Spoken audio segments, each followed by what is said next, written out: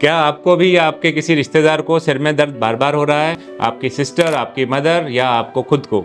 और ये सिर में दर्द एक हफ्ते में 3 से 4 बार हो रहा है और बहुत बार ये सिर का दर्द हाफ सिर में रहता है और ये आंख को भी इन्वॉल्व कर रहा है, यानी ये सिर का दर्द ऑर्बिटल रीजन को भी इन्वॉल्व कर रहा है। वॉमिटिंग वाली सेंसेशन आ रही है, बार बार आ रही है और आपको खाने का मन नहीं कर रहा, you are skipping the breakfast. जी हाँ, ये सिम्टम्स हैं माइग्रेन के और आपको इसको इग्नोर नहीं करना चाहिए। आजकल माइग्रेन के सिम्टम को सबसे पहले ये बताते हैं कि आपको डॉक्टर के पास जाना है। अगर ये सिम्टम्स हैं, सबसे पहले हम उसके पॉजिटिव फैक्टर्स पहचानते हैं कि क्या क्या रीजंस हैं जिसकी वजह से आपको माइग्रेन की प्रेसिपिटेशन हो रही है, और वो माइग्रेन की प्रेसिपिटेशन के रीजंस को हमें ख़त्म करना है, यानी आपके लाइफस्टाइल को पहले बेटर करना है। और आजकल ऐसी दवाइयाँ आ गई हैं जिसमें माइग्रेन को ऑलमोस्ट इरेडिकेट किया जा सकता है। और यदि आपको माइग्रेन की हर रोज़ दवाई खानी पड़ रही है तो अब आजकल वो ऐसी दवाइयाँ आ गई हैं जो कि आपको हर रोज़ खाने की ज़रूरत नहीं है। केवल हम मैग्नीशियम, कोएंजाइम Q10 या अन्य दवाइयों के सहारे आपके ब्रेन की ताकत बढ़ा सकते हैं। इसके मुख्य कारण जो देखे गए हैं वो है हमारा ब्रेकफास्ट का ना होना, यानी मॉर्निंग में ब्रेकफास्ट को एवरीडे स्किप करना, 12 बजे तक ब्रेकफास्ट करना या लेट नाइट तक जागना। ऐसे में हमारे बॉडी में स्टेरॉइड्स पैदा होते हैं जो कि वेसल्स को डायलेट करते हैं। इन वेसल्स को डायलेटेशन की अवस्था में stretching of the vessel wall होती है, जिसकी वजह से हमारे को पल्सेशन वाली फीलिंग भी आती है और हेडेक होता है। बहुत बार देखा गया है कि हम सेरिडोन या नेक्सडोम या ऐसी कोई दवाइयाँ हम खाते रहते हैं और डॉक्टर को नहीं दिखाते, तब तक ये हेडेक और बढ़ जाता है और आपको आँखों में स्ट्रेन आने लगता है, आपको लाइट से, आपको साउंड से इरिटेशन होने लगती है। इसका मतलब ये नेक्स्ट स्टेज में प्रवेश कर रहा है। बहुत बार देखा गया है कि इसके बाद नेक्स्ट स्टेज यानी हमारे को चक्कर आना भी शुरू हो रहा है, इवन नेक में पेन स्टार्ट हो रहा है, तो इसको हम सर्वाइकल की कंडीशन मानते हैं। तो nip the evil in the bud, यानी आपको जो सिम्टम्स आ रहे हैं उसको अगर हम इनिशियल स्टेजेस के ऊपर ही निकाल दें, आउट कर दें, तो हम अपनी बीमारी को आगे बढ़ने से रोक सकते हैं।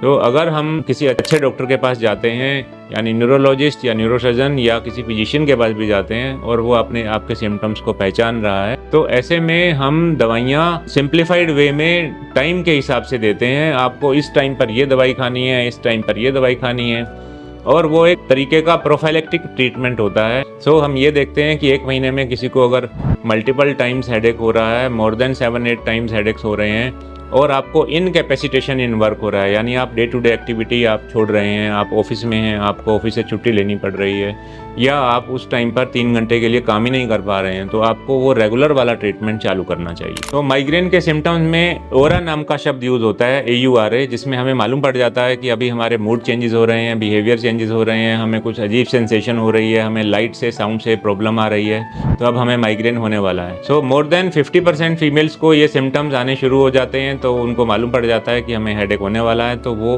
प्रोफाइलेक्टिकली या तो सेरिडोन, नेक्सडोम या कोई और दवाई ले सकती हैं। तो जैसे मैंने बताया कि आपको स्पेशलिस्ट को मिलना चाहिए, आपको इग्नोर नहीं करना चाहिए। अगर आपके सिम्टम्स आपकी दिनचर्या को इनकैपेसिटेट कर रहे हैं, यानी आपके सिम्टम्स इतने ज़्यादा हैं कि आपको वो डे टू डे एक्टिविटीज़ को प्रिवेंट कर रहे हैं, या आपको 3 से 4 घंटे का ब्रेक लेना पड़ रहा है। तो अब मैं बात कर रहा हूँ वार्निंग सिम्टम्स की, जो आपको इग्नोर नहीं करने चाहिए। आपको हर रोज़ डेली के डेली और आपको मॉर्निंग में प्रोजेक्टाइल वॉमिटिंग हो रही है और उसके बाद ही आपको हेडेक रिलीव हो रहा है, तो आपको डॉक्टर को दिखाना ही दिखाना है। हमें MRI करना है to rule out something else में कोई ट्यूमर हो सकता है, कोई वेन्स का ब्लॉकेज हो सकता है, या कुछ ऐसा लक्षण हो सकता है जिसको हम IIH कहते हैं, यानी इंट्राक्रेनियल हाइपरटेंशन, जो कि इडियोपैथिक होता है, यानी एक तरीके से ये झूठा ट्यूमर जिसको बोलते हैं, और इसको IIH कहते हैं, यानी इसमें हमारे ब्रेन के अंदर पानी का प्रेशर बढ़ जाता है। ऐसे में आँखों की जांच होती है, उसमें पेपिलेडिमा अगर आता है तो हमारे को डायमॉक्स देना होता है।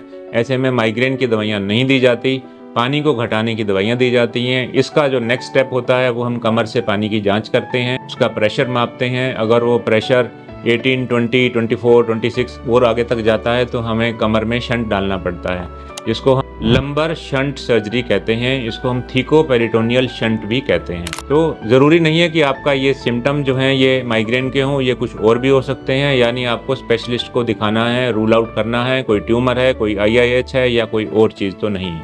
अब आपने MRI करवा लिया और MRI में कुछ नहीं निकला तो आप खुशकिस्मत हैं। ऐसे में हम फिर multiple family history, dietary history, personal history या आपके ब्लड टेस्ट के ऊपर जाते हैं। विटामिन B12, विटामिन D3 देखा जाता है, आपका ESR देखा जाता है, आपका ट्राइग्लिसराइड्स बढ़ा हुआ तो नहीं है ये देखा जाता है। सो हम सबसे पहले आपकी जो जो प्रॉब्लम्स आई हैं ब्लड टेस्ट में या लाइफस्टाइल में प्रॉब्लम है उसको हम ठीक करते हैं। इसके बाद हम मैग्नीशियम देते हैं, कोएंजाइम Q10 देते हैं और आपको एक हेल्दी लाइफस्टाइल बनाने की सलाह देते हैं। 90% लोगों के हेडेक्स जो हैं इसी तरीके से रिजोल्व हो जाते हैं, जो कि ऑलमोस्ट 6-8 महीने तक रिजोल्व रहते हैं, बट उनके खान पान में फिर से चेंजेस आ जाते हैं। तो 6-8 महीने के बाद फिर से पेशेंट प्रेजेंट करता है, फिर हम उनको समझाते हैं कि यस ये रीजंस रहे, आपके ब्लड टेस्ट में ये फिर से चेंजेस आए और आपको ये हेडेक इसलिए दोबारा से हुआ है। बट मोस्टली मैंने देखा है कि जो इस ढंग से इलाज करता है, यानी आपके जो रीजंस हैं, जो आपका ब्लड टेस्ट है वो जो बोल रहा है। So blood test is a speaking element, वो आपको बता रहा है कि मुझे ठीक करो। जैसे B12 कम है, ESR ज़्यादा है, D3 कम है, HbA1c यानी शुगर की जो वैल्यू है वो 6.4 तक पहुंच रही है, ट्राइग्लिसराइड आपका 250 से ऊपर जा रहा है। सबसे पहले हम उन चीज़ों को ठीक करते हैं और उसके बाद आपको लाइफस्टाइल चेंजेस की सलाह देते हैं, जिसमें adequate sleep, decluttering your room and इसके अलावा आपको डी स्ट्रेस कैसे करें, मेडिटेशन करें, योगा करें, काम के अंदर छोटे छोटे ब्रेक्स लें, ज़्यादा पानी पिएं। बहुत बार नमक, नींबू पानी, शिकंजी ही एक बहुत बड़ी दवाई का काम करती है, जो कि ब्रेन को इमीडिएटली सप्लाई देती है। वाटर, शुगर, मिनरल्स का मतलब सोल्ट्स में NaCl and other micro minerals होते हैं। अगर हम सेंधा नमक का यूज़ करते हैं उस टाइम पर, और एडिक्वेट वे में हम शुगर का यूज़ करते हैं, जैसे कि ब्राउन शुगर हो गया, या फिर हम शहद का यूज़ करते हैं, तो हमारा जो इनटेक ऑफ शुगर है वो कंट्रोल में रहेगा। अपने ब्रेन को ताकत दें इमीडिएटली बेसिस के ऊपर। It is equivalent to our Glucon D, ये हम घर पर बना सकते हैं और हम ये लें before jumping to take some medications. हम जंप ना करें नेक्स्टोम की तरफ, सेरिडोन की तरफ, और हम पहले शिकंजी लें, हम घूम कर आएँ, हम अपने रूम को एरेट करें, यानी हवादार रूम रहना चाहिए। आप बंद कमरे में हैं तो आप बाहर घूम कर आइए। अगर आपके और भी कुछ सवाल हैं तो हमें ज़रूर बताएं, हम आपके लिए इसी टाइप की वीडियो और बनाते रहेंगे। और लाइक करें, शेयर करें, चैनल को सब्सक्राइब करें, इसी प्रकार की वीडियो देखते रहें।